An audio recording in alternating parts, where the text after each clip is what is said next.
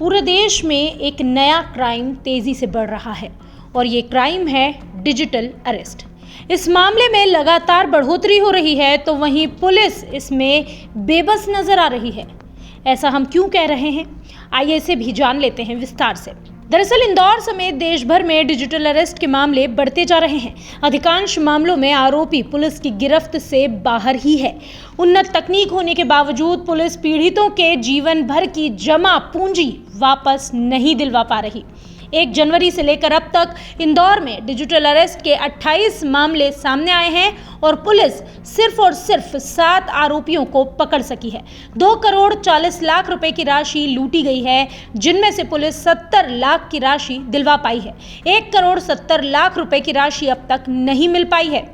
राज्य cyber cell में police अधीक्षक जितेंद्र सिंह ने बताया कि डिजिटल अरेस्ट में साइबर ठग नागरिकों को फोन या अन्य डिजिटल माध्यमों से बंदी बना लेते हैं और इतना डरा देते हैं कि वह कहीं पर भी बात ना कर सके। इस दौरान वह साइबर फ्रॉड करने वालों को अपना पैसा देकर ठगी का शिकार बन जाते हैं। इस सप्ताह आर कैट के वरिष्ठ वैज्ञानिक और उनकी पत्नी को साइबर ठगों ने 6 दिन तक डिजिटल अरेस्ट करके रखा। उनसे 71,33,000 रुपए अपने खातों में डलवा लिए। ठगों ने उन्हें कहा कि आपके आधार कार्ड से एक मोबाइल नंबर जारी हुआ जिसमें महिला उत्पीड़न के मैसेज गए हैं। यह मामला सुप्रीम कोर्ट पहुंचा है। आप पुलिस से संपर्क ना करें क्योंकि पुलिस भी अपराधियों से मिली है। इसके बाद ठगों ने खुद को सीबीआई अधिकारी बताकर उनके सभी बैंक खातों के पैसे अलग अलग खातों में ट्रांसफर करवा लिए। ठगों ने कहा कि इन खातों में आपका पैसा सुरक्षित रहेगा। उनके सारे पैसे निकाल लिए। एडिशनल डीसीपी राजेश दंडोतिया ने बताया कि लोगों का जागरूक होना बेहद जरूरी है। इंदौर में डिजिटल अरेस्ट के मामले बढ़ते जा रहे हैं। इनमें पढ़े लिखे समझदार लोग फंस रहे हैं। इंदौर के वरिष्ठ doctor, assistant professor, CS, retired bank अधिकारी और अब वैज्ञानिक भी इसमें फंस चुके हैं।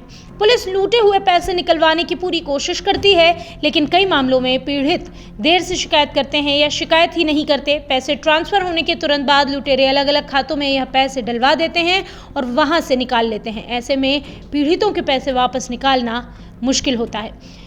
दंडोतिया ने बताया कि इन मामलों में अलग अलग राज्यों के आरोपी शामिल हैं। राजस्थान, उड़ीसा, बिहार के आरोपी पकड़ाए हैं। ये लोग गरीब लोगों के साथ आधार कार्ड से मोबाइल, सिम और बैंक खाते खुलवा लेते हैं। इसके बाद धोखाधड़ी करके भाग जाते हैं। इस स्थिति में गरीब लोग फंस जाते हैं।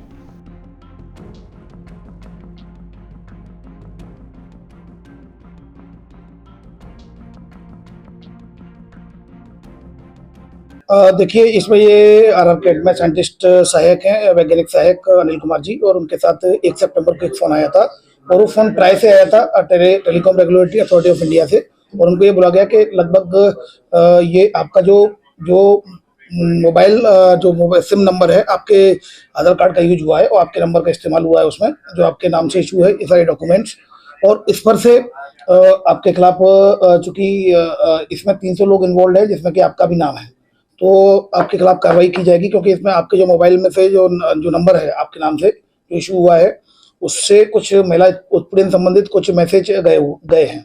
इस पर कार्रवाई की जाएगी। तो आप तत्काल थाने में आके कंप्लेंट करिए। तो उसने बोला कि मैं थाने कैसे जाऊँगा, तो उन्होंने बोला कि हम कनेक्ट करते हैं। उन्होंने कनेक्ट कराया क्राइम ब्रांच दिल्ली से, और दिल्ली से क्राइम ब्रांच से कनेक्ट कराने के बाद जब उनसे पूछा गया, तो क्राइम ब्रांच दिल्ली के द्वारा बताया गया इनके खिलाफ तो FIR रजिस्टर्ड है, इन 300 लोगों के खिलाफ FIR है, 300 लोगों में, जिसमें इनका भी नाम है, और ये सुप्रीम कोर्ट इंडिया के डायरेक्शन में ये पूरी जांच चल रही है। सीबीआई और ईडी कर रही है, और फिर उन्होंने सीबीआई से कनेक्ट कराया, और सीबीआई के द्वारा फिर इनको सीबीआई का नोटिस और ईडी का नोटिस भी भेजा गया कि आपके खिलाफ वारंट है, और उनको वीडियो कॉल पर लिया गया। स्काइप वीडियो कॉल पर लेने के बाद फिर लगातार 6 दिन तक उनको डिजिटली अरेस्ट रखा, और इनसे बोला कि आपके म्यूचुअल फंड कितने हैं, उनको कैश करा लीजिए। म्यूचुअल फंड को कैश कराया गया। उनको बताया गया कि आपका जो अकाउंट है मनी लॉन्ड्रिंग, ड्रग ट्रैफिकिंग और ह्यूमन ट्रैफिकिंग में यूज हुआ है। 17 बच्चों के जीवन का सवाल है, तो इसलिए ये जांच काफी गोपनीय चलेगी। अगर आप चाहते हैं प्रायोरिटी पे की जाए तो आपको किसी को बताना नहीं होगा। उन्होंने बोला कि हम किसी को नहीं बताएंगे, तो ठीक है। फिर उनकी जांच शुरू कर दी गई उनके द्वारा डिजिटली, और जांच शुरू करने के बाद बोला गया कि अब आरबीआई भी इस पर जांच करेगी, क्योंकि जो मनी लॉन्ड्रिंग के तहत पैसा आया है वो आपके अकाउंट में आया है। तो ये आपके अकाउंट में जितने भी पैसे हैं, चाहे वो म्यूचुअल फंड के हों,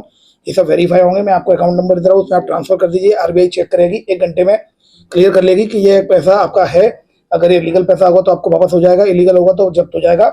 और उसके बाद तुरंत आप जाइए और द्वारकापुरी थाने में मेरी बात, आपका जो कंसर्निंग थाना है वहाँ जाकर मेरी बात करा दीजिए, तो आपका पैसा रिलीज हो जाएगा। और जैसे ही वो गया वो द्वारकापुरी थाने, तो बताया गया कि डिजिटल अरेस्ट है। फिर उसके बाद क्राइम ब्रांच में आकर कंप्लेंट की 1930 पर, यहाँ पर जांच के बाद इसमें एफआईआर रजिस्टर कर ली गई, जिसमें 4 जो खाते आए हैं एक्सिस बैंक के और एचडीएफसी बैंक के और एसबीआई में जो इसने पैसा ट्रांसफर किया है, तो उसमें 4 खातों से भी और लेयर लिख लिए, लगभग 17 अकाउंट आइडेंटिफाइड कर लिए गए बैंक, और इसमें और भी कई लेयर है जिनको भी आइडेंटिफाइड किया जा रहा है। फिलहाल केस रजिस्टर किया गया है, इन्वेस्टिगेशन जारी है। इसमें लगातार एडवाइजरी भी जारी की जा रही है, इसमें डिजिटल एडवाइजरी भी जारी की गई है, जिसमें रील्स में मिलियंस व्यूज आए हैं। इसके अलावा और भी जो कि प्रिंट मीडिया, इलेक्ट्रॉनिक मीडिया के माध्यम से लगातार लोगों को सचेत किया जा रहा है।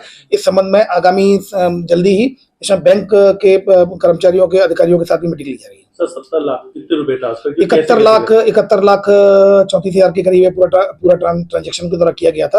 अलग अलग समय में अलग अलग अकाउंट्स में इनके द्वारा ये ट्रांसफर किया गया। क्या सब कुछ घर से ऑनलाइन ट्रांसफर कर रहे थे? नहीं, घर से ही फिर बैंक जाकर भी इनके द्वारा ट्रांसफर किया गया। तो बैंक जब गए क्या तब भी वीडियो कॉल भी कनेक्ट थे? नहीं, तब कनेक्ट नहीं थे, उनको विश्वास में ले लिया गया था, हम किसी को नहीं बताएंगे और आपकी जांच में सहयोग करेंगे। जिन राज्यों में जिन खातों पैसा ट्रांसफर, वो खाते कौन से राज्य के लिए? ये अभी इसको आइडेंटिफाइड किया जा रहा है, इसमें काफी जांच चल रही है और गोपनीय रूप से इसमें जांच जारी है और इसमें जल्दी वैधानिक कार्रवाई की जाए। अब तक कितने डिजिटल अरेस्ट के मामले सामने आ चुके? अभी तक कुल मिलाकर क्राइम ब्रांच में, इंदौर क्राइम ब्रांच में कुल मिलाकर 1 जनवरी से लेकर 28 मामले सामने आ चुके हैं, जिसमें लगभग 2 करोड़ 40 लाख की राशि फ्रॉड के रूप में टकली गई, जिसमें से लगभग 70 लाख के करीब की राशि कोर्ट के ऑर्डर के माध्यम से, फ्रीज करने के माध्यम से फरियादियों को वापस कराई जाने के प्रोसेस में। सब पढ़े लिखे लोग ही डिजिटल अरेस्ट के शिकार? डेफिनेटली ये जितने भी लोग हैं, सभी लोग, अगर आप देखेंगे तो स्टार्टिंग में डॉक्टर दंपत्ति का मामला सामने आया था, फिर एक जो अंडर ग्रेजुएट जो पोस्ट ग्रेजुएशन कर रहा था डॉक्टर, उसका मामला सामने आया था, फिर असिस्टेंट प्रोफेसर का मामला सामने आया था, उसके बाद सीएस का मामला सामने आया, जो कंपनी सेक्रेटरी है उनका मामला सामने आया था, फिर उसके बाद अगर आप देखेंगे तो एक रिटायर्ड बैंक मैनेजर का मामला सामने आया था, और अभी जो साइंटिस्ट हैं जो उनके मामला सामने आए। इसमें लगातार पढ़े लिखे जो सॉफ्टवेयर इंजीनियर हैं, इन सभी डॉक्टर, इंजीनियर, इस तरह के जो पढ़े लिखे लोग हैं उनके मामले सामने आ रहे हैं। हेल्पलाइन नंबर क्या है सर, फिर से एक बार? और जो जैसा कि मैं आपको बता दूं, किसी भी क्राइम को होने के लिए, लेकिन ये सब बात का विषय जब हो जाता है तब आप रिपोर्ट करते हैं, तो उसके लिए मैं बता देता हूं आपको www.cybercrime.gov.in। ये बेसिकली www.cybercrime.gov.in ये एनसीआरपी का ये रिपोर्टिंग पोर्टल है। इसमें आप ऑनलाइन कंप्लेंट कर सकते हैं। 1930 है जो कॉलिंग नंबर है, इस पर आप भी इंडिया में कहीं भी हो 1930 पे कंप्लेंट कर सकते हैं। इसके अलावा इंदौर में आपके साथ फ्रॉड होता है, इसमें ट्रैफिक ज्यादा जा रहा है 1930 में, तो आप 7049124445 पर भी कंप्लेंट अपनी रजिस्टर करा सकते हैं। ये इंदौर क्राइम ब्रांच का साइबर हेल्पलाइन नंबर है।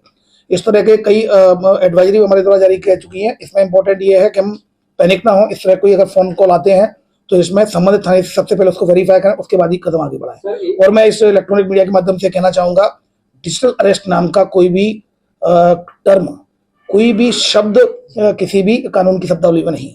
सर, एक साल में केस कितने हैं और आरोपी पकड़े कितने हैं? जैसा कि मैंने बताया गया कि 28 केस हमने रिकॉग्नाइज किए, इसमें हमने 7 आरोपी आइडेंटिफाइड किए। ठीक है, डिजिटल अरेस्ट आइडेंटिफाई के ही पकड़ लिया। 4 कितने सिम का इस्तेमाल किया उसने? 14। एक बार इसे बता भी दीजिए। हाँ, तो सब सारे पैकेज चले जाएगा ना। गिरफ्तार सर एक ही हुआ है सर। ये कई लोग इतने जो खाते, तो अपन राजस्थान को पकड़ के थे, जयपुर 2 उड़ीसा वाले ले गए, ऐसे 7 पकड़े ना। ऐसे जो खाते मिलते हैं, क्या कमीशन बेस पे खातों का इस्तेमाल होता है क्या? देखिए, अगर आप देखेंगे इसमें तो ये पूरा ऑर्गेनाइज्ड क्राइम है। अगर सही मायने में आप देखेंगे ऑल ओवर इंडिया में किसी अकाउंट, कोई अकाउंट उड़ीसा का आएगा, कोई अकाउंट पश्चिम बंगाल का आएगा, कोई अकाउंट भुवनेश्वर का आएगा, कोई अकाउंट झारखंड का आएगा। ये पूरे ऑर्गेनाइज तरीके से काम करते हैं। इन अकाउंट्स को 10,000 20,000 का लालच देकर जो मासूम लोग होते हैं, सीधे साधे लोग होते हैं, उनसे वो रेंट पर लेकर उसमें पैसा ट्रांजेक्शन कराते हैं, उसको तुरंत उसको विड्रॉ कर लेते हैं। इसके अलावा उस समय भी इस्तेमाल होती हैं वो कई जो अननोन व्यक्ति होते हैं, जिनका आइडेंटिफिकेशन नहीं है, फर्जी आधार कार्ड और कई डॉक्यूमेंट्स का उपयोग करके ये सिमों का भी यूज करते हैं। और सिमों की अगर आप लोकेशन भी देखेंगे तो वो भी अलग अलग स्टेट में आती है। तो बड़े ऑर्गेनाइज पैटर्न में काम चल रहा है। इसमें ऑलरेडी अभी अगर आपने देखा होगा 12 लाख का जो डेल कंपनी में बेंगलोर में एक सॉफ्टवेयर इंजीनियर के साथ 12 लाख का फ्रॉड हुआ, डिजिटल अरेस्ट हुआ था, जिसमें कि हमारे द्वारा 2 लाख रुपए का कैश, जो एक व्यक्ति था जो झालावाड़ से पकड़ा गया था, उससे 2 लाख रुपए बरामद किए गए थे और 4.25 लाख के करीब हमारे द्वारा फ्रीज कराए जाकर कुल मिलाकर लगभग 6 लाख की 50% की राशि उन प्रोसेस में जो फरियादी को मिल जाएगी। इसके अलावा अगले के लिए हम लगातार लगे हुए हैं। इसमें और भी लोग आइडेंटिफाइड हुए हैं जो अलग अलग स्टेट्स में। सर, ये जो झालावाड़ से पकड़ा गया है, ये कौन है? झालावाड़ से जो पकड़ा है, ये सर ठग गिरोह का व्यक्ति की इसके अकाउंट में पैसे ठग गिरोह का व्यक्ति है। और इसने जो कुछ कॉन्टैक्ट नंबर बताए, जिनमें जो सस्पेक्टेड नंबर थे, उसमें जब IMEI सर्च की तो उसमें लगभग 1400 मोबाइल में 1400 सिमों को चलना पाया गया। अगर आप ये वीडियो YouTube पर देख रहे हैं तो हमारे चैनल को सब्सक्राइब करें और बेल आइकन को दबाना ना भूलें। अगर आप Facebook पर ये वीडियो देख रहे हैं तो हमारे पेज को लाइक करें।